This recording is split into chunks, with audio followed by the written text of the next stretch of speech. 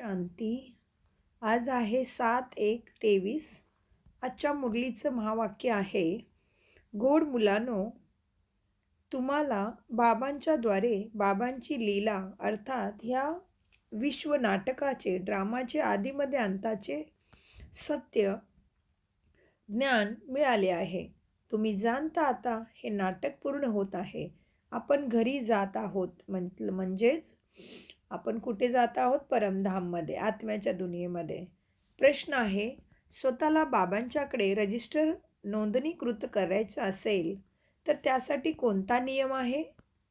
म्हणजेच भगवंताच्या लिस्टमध्ये जर यायचं असेल तर आपल्याला काय करायला पाहिजे ते आज बाबा समजून सांगतायत. उत्तर आहे, बाबांच्याकडे रजिस्टर होण्यासाठी 1.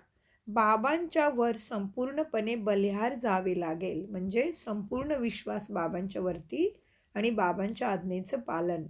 दुसरा पॉईंट आहे, आपले सर्व काही भारताला स्वर्ग बनविण्याच्या सेवेसाठी तुम्हाला सफल करावे लागेल. तिसरा, संपूर्ण निर्विकारी बनण्याची शपथ घ्यावी लागते, म्हणजेच मनसा वाचा कर्मणा सर्वत्र श्रीमत प्रमाण. आणि मग तसे राहून सुद्धा दाखवावे लागते.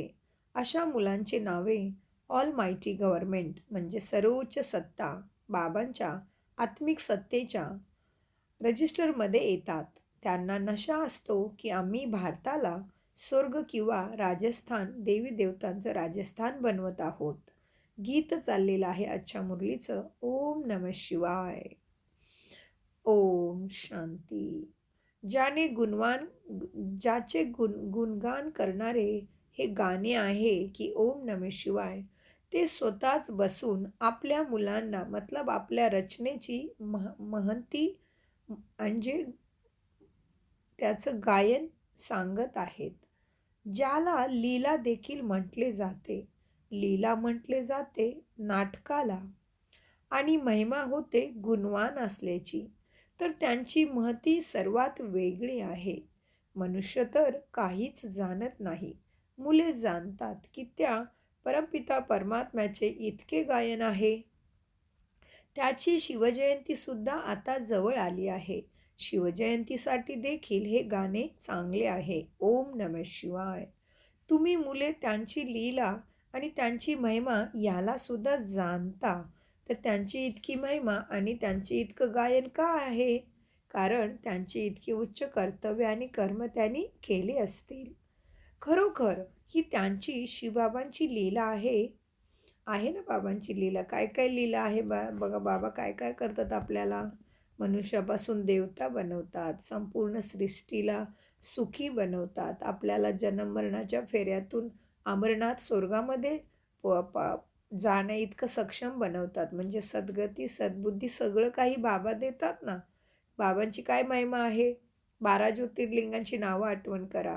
पापकटेश्वर, मुक्तेश्वर, गुप्तेश्वर, महाकालेश्वर, भूतनाथ, वैद्यनाथ, ओंकारेश्वर, रामेश्वरम, गोपेश्वरम, अमरनाथ, सृष्टिका करता धरता. किती नावं आहेत बाबांची. कशासाठी आहेत? कारण त्यांच्या कर्तव्यामुळे आणि कर्मामुळे.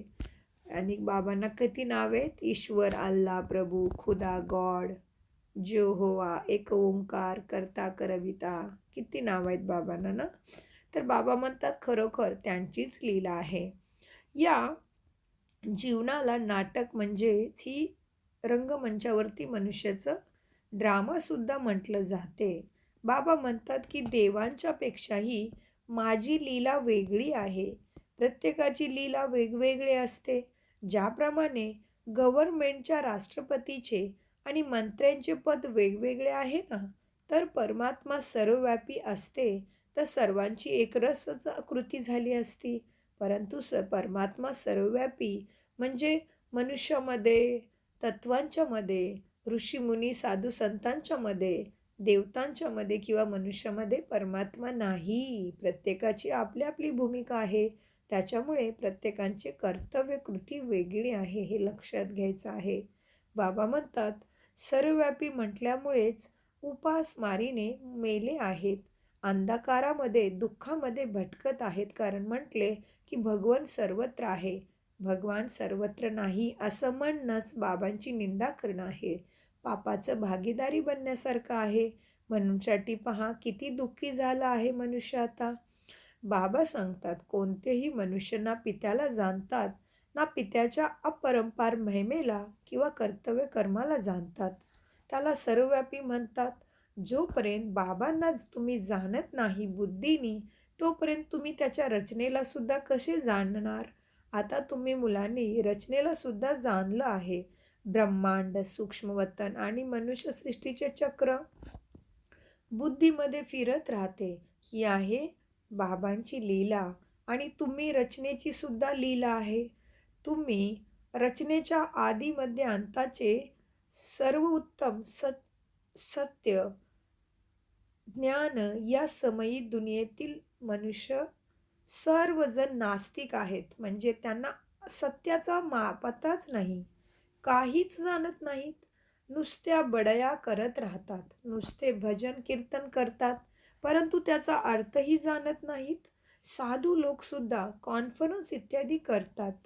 बिचारांना हे सुद्धा माहीत नाही की आता हे मनुष्य सृष्टीचं कलियुगाचं 5,000 वर्षाचं नाटक पूर्ण होणार आहे.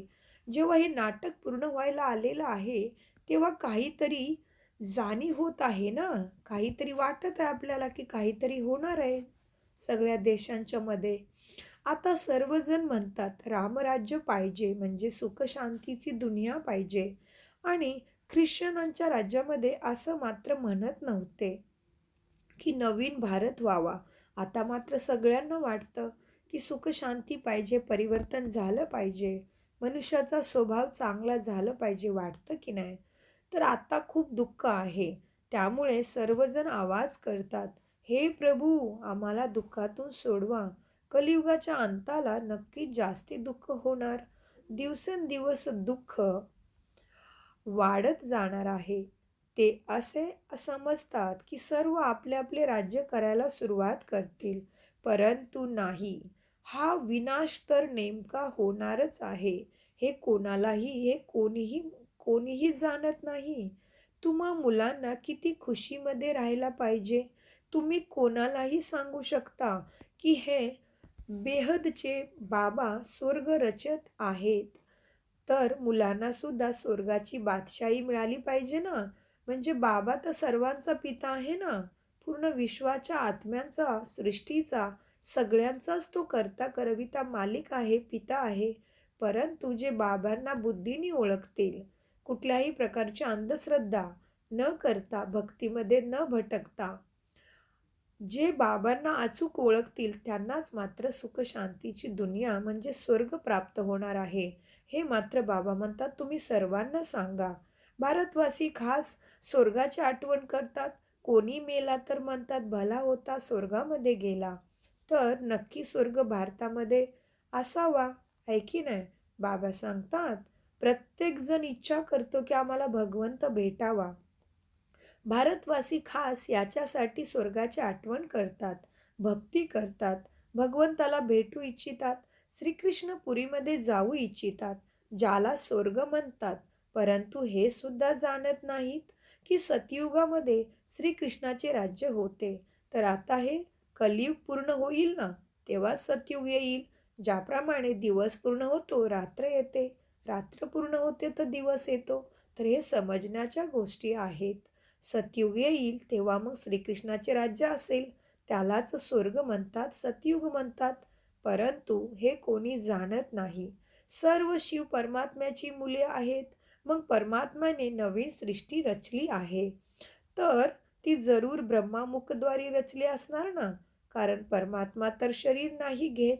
ब्रह्मामुख वंशावली तर जरूर ब्राह्मण कुलभूषण झाले ना तुम्ही. ती वेळ सुद्धा संगमाची असते. संगम म्हणजे कलियुगाचा अंतिम समय, अतिदुःखाचा समय आणि सुखाची सुरुवात सतयुग. आणि आत्मा आणि परमात्माचं मिलन जे कुठल्याही युगामध्ये होत नाही. म्हणजे हा अनोखा संगम आहे ना, हे सुद्धा ओळखले पाहिजे. हाच संगम युग कल्याणकारी युग असतो. याच एका वेळी आपण परमात्म्याकडून सर्व काही प्राप्त करू शकतो. मनुष्यासाठी हा हिऱ्यासारखा युग आहे. डायमंड युग म्हटलं जातं. अतिमूल्य युग असतं हे. 5,000 वर्षामध्ये एकदाच हा असा अनोखा संगम होत असतो. हे लक्षात घ्या. आणि याच्या आठवणीसाठी आपण अधिक मास सुद्धा साजरा करतो. परंतु समजत नाही अधिक म्हणजे नेमकं काय? जे आपल्याला कुठल्याही युगामध्ये प्राप्त होत नाही, ते आत्ता होतं. म्हणजेच परमात्माचं मिलन. परमात्माकडून सर्व शक्ती, शांती, सुख, इतकं मोठं भाग्य की परत 5,000 वर्षापर्यंत आपण कधीही त्याला मागत नाही. इतकं आपण भरपूर होत असतो सुखाने, शांतीने. तर आता ही वेळ किती महत्त्वाची आहे लक्षात घ्या. तर बाबा सांगतात, संगम आहे कल्याणकारी युग. जेव्हा परमात्माने येऊन राजयोग शिकविला. आता आपण आहोत ब्रह्मा मुखवंशावली ब्राह्मण. बाकी तुम्ही म्हणाल की आम्ही कसे मानायचे की ब्रह्माच्या शरीरामध्ये येऊन परमात्मा राजयोग शिकवतात? तर त्यांना सांगा, तुम्ही सुद्धा ब्रह्मा मुखवंशावली बनून राजयोग शिका. तर तुम्ही जाणाल. तर तुम्हाला सुद्धा आपोआपच अनुभव होईल की खरोखर प्रेमाचा सागर परमात्मा आलेला आहे. यामध्ये बनावटीची किंवा अंधश्रद्धेची कुठलीही गोष्ट नाही. अंधश्रद्धा तर सारे दुनियेमध्ये आहे. म्हणूनसाठी इतकं दुःख भेटलं आहे. किती पूजापाठ केला तुम्ही, तुमच्या घरामध्ये कुळीनकुळी करत आहेत तरी किती दुःख आहे हे समजायला पाहिजे. बाबा सांगतात, त्यामध्ये सुद्धा खास भारतामध्ये भावल्यांची पूजा करतात. म्हणजेच किती पूजापाठ करतात. देवी देवतांच्या गुड्याच्या अशा मूर्त्या बनवून. तर भारतामध्ये भावल्यांची पूजा खूप होते. भारतालाच मूर्तीची भूमी, आयलंड प्रस्थ म्हटले जाते. ब्रह्माला किती भुजा दाखवतात. आता हे कसे होऊ शकते? हां, ब्रह्माची मुले तर तुम्ही खूप आहात. जसे विष्णूला 4च हात दाखवतात, 2 लक्ष्मीचे आणि 2 नारायणाचे. तसेच ब्रह्माला सुद्धा इतकी तुम्ही मुले आहात ना, म्हणून त्याला प्रजापिता ब्रह्मा म्हणतात. समजा तुम्ही मुले समजा 4 करोड असतील, तर मग ब्रह्माची भुजा 8 करोड झाल्या ना. मग 8 करोड का नाही दाखवत? तर ह्याचा अर्थ समजायचा आहे. परंतु असे नाही. बाकी प्रजा तर आहे ना, तरी पण ब्रह्माला अनेक हात दाखवतात, परंतु 8 हात दाखवतात. परंतु ह्याचे कशाचं चिन्ह आहे? तुम्ही मुलं सुद्धा ब्रह्माबरोबर आहेत.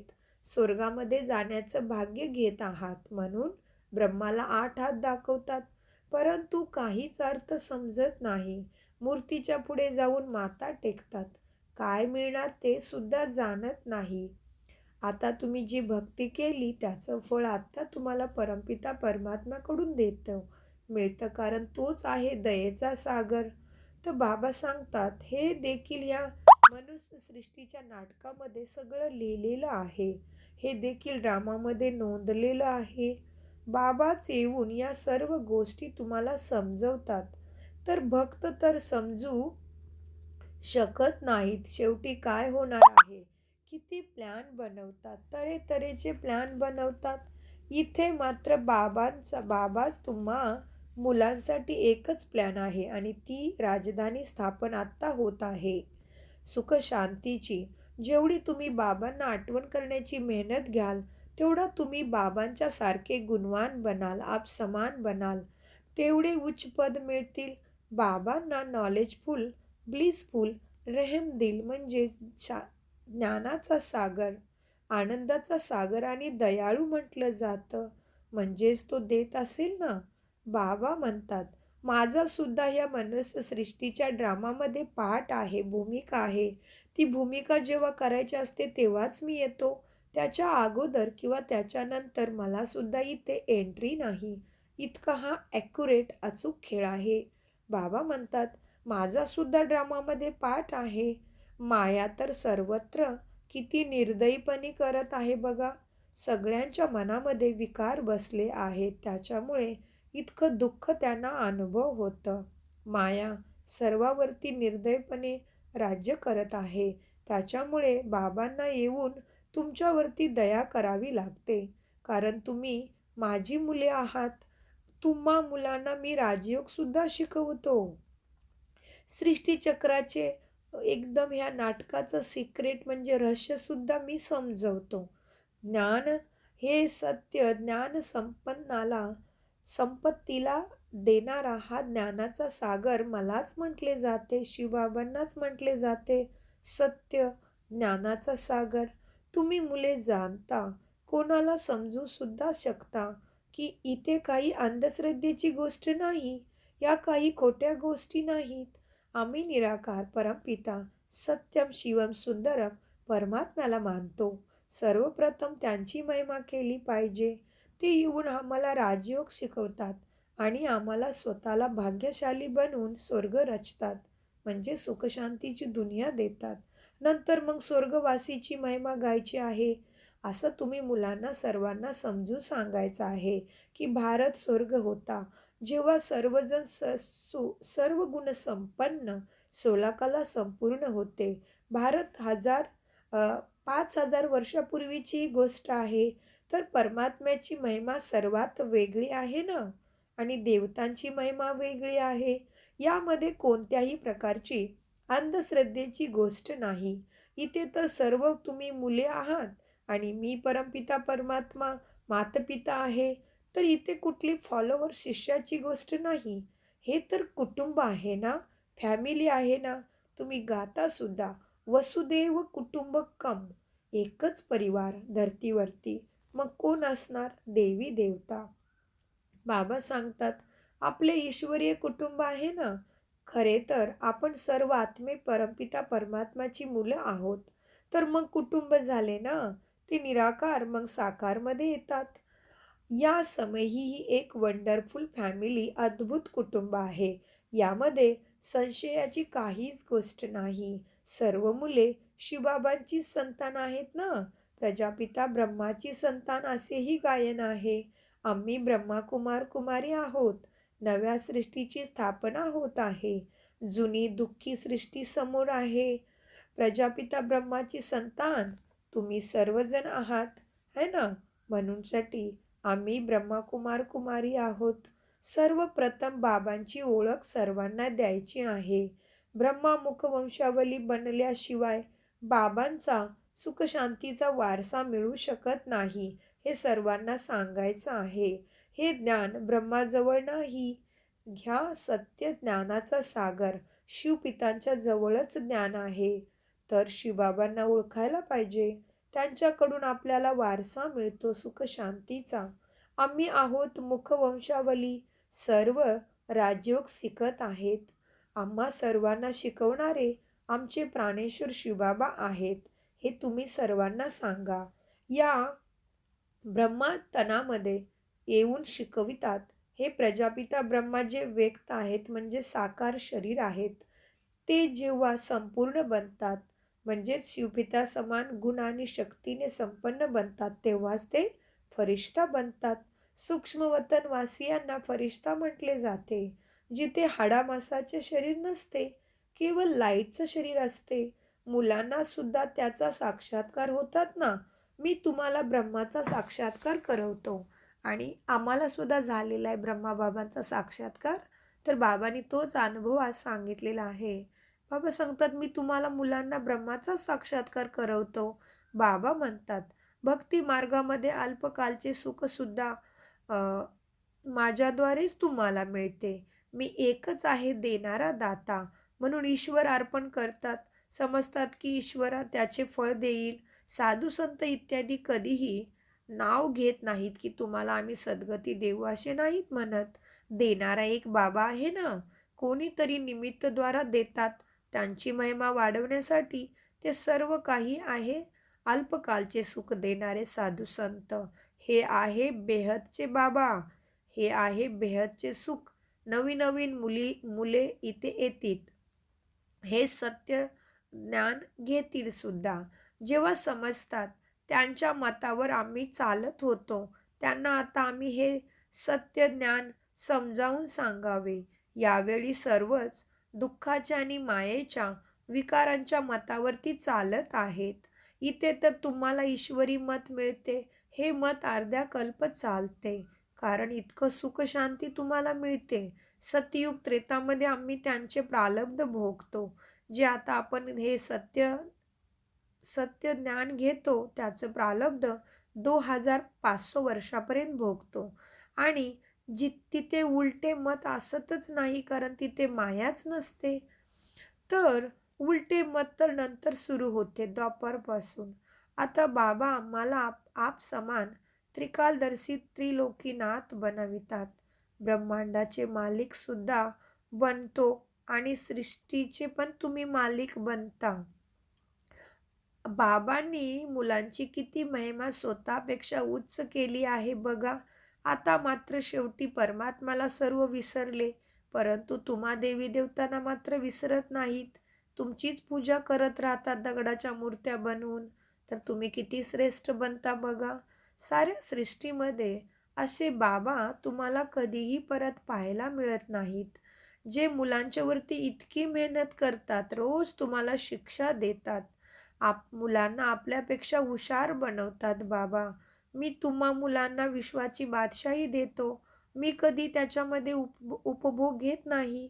बाकी दिव्य दृष्टीची चावी मात्र मी माझ्या हातात ठेवतो. ती भक्ती मार्गामध्ये सुद्धा माझ्या कामी येते. बाबा सांगतात, मुलांनो, अजूनही काय करायचे? अजूनही ब्रह्माचा साक्षात्कार करवितो की या ब्रह्माजवळ जाऊन राजयोग शिकून भविष्यातले राजकुमार बना. तर असा तर खूप जणांना साक्षात्कार होतो. सर्व राजकुमार तर मुकुटसहित असतात. बाकी हे मुलांना माहीत पडत नाही की सूर्यवंशी राजकुमाराचा साक्षात्कार झाला, की चंद्रवंशी राजकुमाराचा साक्षात्कार झाला. जी मुले बाबांची बनतात ती राजकुमार राजकुमारी तर जरूर बनणार. फक्त आधी किंवा नंतर चांगला पुरुषार्थ असेल तर सूर्यवंशी बनेल, नाही तर चंद्रवंशी बनेल. तर मग फक्त राजकुमाराला बघून खुश व्हायचे नाही. हे सर्व पुरुषार्थावर अवलंबून आहे. बाबा तर प्रत्येक गोष्ट किती क्लिअर करून समजवतात. यामध्ये अंधश्रद्धेची कुठलीही गोष्ट नाही. हा आहे ईश्वरीय कुटुंब. मुले पिता सगळे आहेत ना इथे. या हिशोबाने तर या दुनियेला सर्वच ईश्वरीय संतान आहेत, परंतु ते कलियुगामध्ये आहेत. तुम्ही मात्र आता संगमयुगामध्ये आहात. म्हणजेच तुमच्यासाठी कलियुगाचा अंत, सतयुगाची सुरुवात आहे. आत्म्या परमात्माचं मिलन आहे. म्हणूनसाठी हा तुमच्यासाठी अतिमूल्यवान हिऱ्या समान संगमयुग आहे. कोणाकडेही जा आणि बोला, त्यांना सांगा, आम्ही सूर्यवंशी ब्रह्मामुख वंशावली ब्राह्मणच स्वर्गाचा वारसा घेतो आणि तुम्ही पण घेण्यासाठी या. सगळ्यांना चांगल्या रीतीने समजवण्याचा प्रयत्न करायचा आहे. 100-50 जणांना जेव्हा समजवाल ना, तेव्हा त्याच्यामधून एखादा असा भाग्यशाली निघेल ज्याला हे ज्ञान अचूक समजेल. बाबा म्हणतात ज्यांच्या भाग्यात असेल तो कोठीमध्ये कोणी निघेल. आपसमान बनण्यासाठी वेळ लागतो. बाकी श्रीमताचा आवाज खूप मोठा असतो. मंत्र्याकडे गेलात तर ते आधी विचारतात की तुमच्याजवळ कोणी मंत्री येऊन गेला आहे का संस्थेमध्ये. जेव्हा तुम्ही सांगता की हां येतात आमच्याकडे, खूप मंत्री भेट देतात आमच्याकडे, हे परमात्माला ओळखण्याचा प्रयत्न करतात, तर तेव्हा म्हणतात मग ठीक आहे, आम्ही पण येतो मग तुमच्या संस्थेमध्ये. मग असं सेवा तुम्हाला करायची आहे. बाबा म्हणतात मी अतिशय साधारण आहे, त्यामुळे कोणी श्रीमंत मला कदाचितच ओळखेल, परंतु शेवटी मात्र सगळे येतील. तुम्ही मुलांना अतिशय अभिमान वाटला पाहिजे, कारण तुम्ही सगळे उच्च पद प्राप्त करता आणि मग परत सगळ्यांना समजतं की भगवंत आलेला आहे, परंतु तोपर्यंत शिक्षा तर पूर्ण होणार. बाबा म्हणतात तुम्हाला किती खुशी व्हायला पाहिजे की बाबाने आम्हाला सर्वात प्रथम निवडलं आहे राजाई देण्यासाठी. आम्ही तर भारताचे तनमन धनाने सेवा करीत आहोत. तुम्ही भारताच्या सेवेसाठी स्वतःला अर्पित झाले आहात ना. असे परोपकारी सामाजिक कार्यकर्ता कोणी सुद्धा असत नाही. ते तर पैसे जमावून स्वतःचे घरे वगैरे बांधतात. सरते शेवटी हे सर्व काही मातीमोल होणार आहे. तुम्हाला तर तुमचे सर्व काही बाबांवर समर्पित करायचे आहे.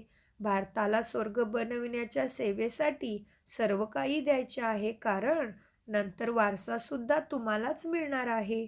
तुम्हाला नशा असली पाहिजे, खूप ही अशी खुमारी असली पाहिजे सेवेसाठी आणि बाबांच्या आठवणीसाठी आणि बाबांच्या आज्ञाचं पालन करण्याची खूप नशा असली पाहिजे. आपणाला आपण ऑलमायटी ऑथॉरिटी म्हणजे सर्वशक्तिमान परमात्म्याची संतान आहोत. आम्ही बाबांच्या रजिस्टरमध्ये रजिस्टर झालो आहोत. किती मोठं भाग्य बघा. भगवंताच्या लिस्टमध्ये तुम्ही आहात. आपली निवड झाली आहे तर किती खुशी व्हायला पाहिजे. ज्याप्रमाणे आपल्या सगळ्यांना माहिती आहे ना की एक बार नारद मुनी विचारतात भगवंताला की भगवंत, तिथे लक्ष्मीचं स्वयंवर चाललेले आहे, तर मी पण जाऊ का? तर भगवंत म्हणतात तुमचा चेहरा आरशात पहा जरा. तर नारदाला काय दिसतं माहिती का? स्वतःचा चेहरा माकडासारखा दिसतो. तेव्हा मात्र ते आश्चर्य खातात की भगवंत, मी तर तुमचंच नाव घेत असतो, नारायण नारायण, तरी पण माझी का अवस्था अशी? तर मग भगवंत त्यांना समजून सांगतात की केवळ नारायण नारायण म्हणून जप तप करून तुम्हाला काही मिळणार नाही. तुम्ही स्वतःला ओळखा, त्या परमात्म्याला ओळखा आणि स्वतःच्या कर्माच्या गतीला ओळखा, तरच तुम्ही लक्ष्मीला वर्णाच्या लिस्टमध्ये येईल. तर ही एक कथा आहे, याच्यातून आपल्याला शिक्षा घ्यायची आहे. तर बाबा म्हणतात की तुम्हाला किती खुशी व्हायला पाहिजे, तुम्ही परमात्माच्या लिस्टमध्ये आहात. बाबांच्या जवळ सगळी रजिस्टर होण्यासाठी खूप मेहनत करावी लागते. बाबांच्या शिक्षेवरती जेव्हा चालाल तेव्हा तुम्ही भगवंताच्या लिस्टमध्ये याल. जेव्हा संपूर्ण निर्विकारीपणाची शपथ घ्याल ना की बाबा आम्ही मनसा वाचा कर्मणाने शुद्ध बनू, गुणवान बनू, तेव्हाच तुम्ही भगवंताच्या लिस्टमध्ये याल. म्हणून बाबा म्हणतात आणि शपथ घ्यायची आहे पवित्रतेची, निर्विकारीपणाची, आणि तसं बनून सुद्धा दाखवायचं आहे. तेव्हाच भगवंताच्या लिस्टमध्ये तुम्ही निवडलेल्या लिस्टमध्ये येता. सतयुगामध्ये देवी देवतापणाच्या लिस्टमध्ये येता. मुलांना खूप खूप अभिमान असायला पाहिजे की मी स्वयं भगवंताच्या लिस्टमध्ये आहे. आम्ही भारताला स्वर्ग किंवा राजस्थान बनवत आहोत. तेव्हाच तर त्यावरती राज्यसुद्धा करू ना.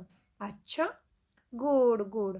खूप वर्षानंतर भेटलेल्या मुलांच्या प्रती मातपिता बापदादांची प्रेमपूर्वक आठवण आणि शुभप्रभात. आत्मिक पित्यांची आत्मिक मुलांना नमस्ते. आम्ही आत्मिक मुलांची आत्मिक मातपितांना याद प्यार गुड मॉर्निंग बाबा, नमस्ते प्यारे बाबा, नमस्ते. धारणेसाठी मुख्य सार. आपण ईश्वरीय संतान, एकाच ईश्वरीय कुटुंबातली आहोत. आता आम्हाला ईश्वरीय मत मिळत आहे. या रुहानी नशेमध्ये राहायचं आहे. उलट्या रावणाच्या मतावरती, वाईट गुणांच्या मतावरती चालायचं नाही. 2 नंबर धारणा. भारताची सेवा करण्यासाठी ब्रह्मा बाबाप्रमाणे पूर्णपणे बाबांच्या शिक्षेवरती आपलं मनबुद्धी समर्पित करायचं आहे. भारताला स्वर्ग बनवण्यासाठी तन मन धन सफल करायचे आहे. पूर्णतः परोपकारी दानी बनायचं आहे. वरदान. बघा, प्राणेश्वर परमपिता सद्गुरूने माझ्या डोक्यावरती हात ठेवला, मला त्याच्या दृष्टीने भरपूर केले. पहा, असे वरदान घ्या. परमात्मा प्रेमाच्या छत्रछायेखाली सदैव सुरक्षित राहणारे, दुःखाच्या लाटेपासून मुक्त भव. वरदानाचं विश्लेषण आहे. पहा, जसे कमळाचे फूल चिखलाच्या पाण्यामध्ये असून सुद्धा किती न्यारे राहते आणि जितके न्यारे तितके सर्वांचे प्रिय सुद्धा असते. म्हणजेच कमळाचे फूल घाणेरड्या पाण्यामध्ये राहते तरीही त्याला घाणेरडापणा नाही घेत. किती सुंदर आणि सौंदर्य असते त्याच्यामध्ये. आणि घाणीतून सुद्धा काय घेते, चांगले तत्वच पोषण करून घेते. आणि कमळाचं फूल नेहमी घाणेरड्या पाण्याच्या वरती येते, पाण्याला चिटकून सुद्धा नसते. तर बाबांनी पण तेच उदाहरण दिलं की तुम्ही इतक्या घाणेरड्या दुनियेमध्ये राहता तरी पण त्याच्याकडे न पाहता परमात्माच्या शिक्षेवरती राहा, तर तुम्हाला सुद्धा असं उच्च भाग्यशाली जीवन प्राप्त होणार आहे. देवी देवता बनणार आहे आणि तुमच्याबरोबर तुमच्या कुलाचंही पूर्ण रक्षा आणि संरक्षण सुख शांतीचं लाभ होणार आहे. म्हणूनसाठी बाबा म्हणतात, आता चिखलाच्या पाण्यामध्ये कमळसुद्धा बघा किती न्यारे राहते आणि जितके न्यारे तितके सर्वांचे प्रिय सुद्धा असते ना. किती चांगलं वाटतं बघा आपल्याला कमळाचं फूल पाहून. आणि आत्तासुद्धा दुनियेमध्ये गुणवान मनुष्य असतो, सद्गुणी असतो, तर ते चांगला वाटतो ना सगळ्यांना. तर आपल्याला पण तसंच प्रॅक्टिकलमध्ये बनायचं आहे. मग परिस्थिती तर येणारच, परंतु आपल्याला असं गुणवान बाबांच्या शिक्षेनुसारच व्यवहार करायचा आहे. तर बाबा सांगतात वरदानाच्या विश्लेषणामध्ये, तशीच तुम्ही मुले दुःखाच्या सागरापासून न्यारे आणि बाबांचे प्रिय बनले आहात. हे परमात्मा प्रेम छत्रछाया बनते आणि ज्याच्यावर परमात्मा छत्रछाया आहे त्याचे कोणी काही सुद्धा बिघाडू शकत नाही. म्हणून तुम्हाला सुद्धा फकूर असला पाहिजे, गर्व असला पाहिजे की आम्हाला परमात्मा छत्रछाया भेटली आहे आणि आम्ही सदैव छत्रछायाखाली राहणारे आहोत. म्हणून तुम्हाला दुःखाच्या लाटेचा स्पर्शही होऊ शकत नाही. म्हणजे तुम्ही तमोप्रधान नाही, सत्वप्रधान बनत आहात. म्हणून बाबा सांगतात आपल्याला आपली मनाची, बुद्धीची, संस्काराची स्थिती अशी बनवायची आहे. नेहमी परमात्माच्या छत्रछायेची आठवण ठेवायची आहे. बाबा माझ्याबरोबर आहे हे लक्षात ठेवायचं आहे. स्लोगन: जो आपल्या श्रेष्ठ चरित्रद्वारे बाप दादा तथा ब्राह्मण कुलाचे नाव रोशन करतो, उज्ज्वल करतो, तोच खरा कुलाचा दीपक आहे. ओम शांती. गोड गोड बाबांचा अनगिनत पदम गुना शुक्रिया आणि आपण सर्वांचाही शुक्रिया.